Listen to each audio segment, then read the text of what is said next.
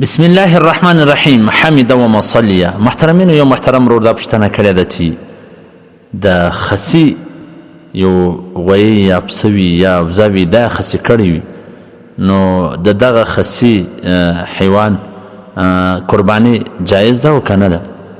علامه مفتي انعام الحق قاسمي صاحب په خپل کتاب د قرباني د مسایلو انسایکلوپیډیا صفحه نمبر 8 شپېته لیکلي دي چې کومه وزه یا مږ یا داسې غویی خسي سوی وي، د هغه قرباني بالکل جایز ده، په دې کې هېڅ کراهت نشته.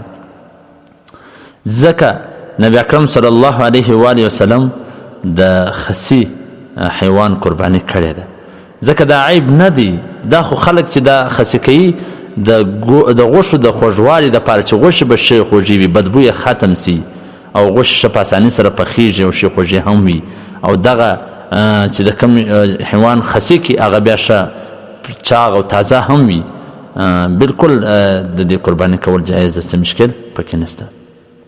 په حواله د فتاوا هندیه جلد نمبر 5 صفحه نمبر 299 او بدایع صنایع جلد نمبر 5 صفحه نمبر 8، دور مختار مارد محتار جلد نمبر 6 صفحه نمبر 323. فتح القدیر جلد نمبر 8 صفحه نمبر 440 او دغه رنګه البحر رایق جلد نمبر 8 صفحه نمبر 1 بدایع صنایع جلد نمبر 5 صفحه نمبر 8.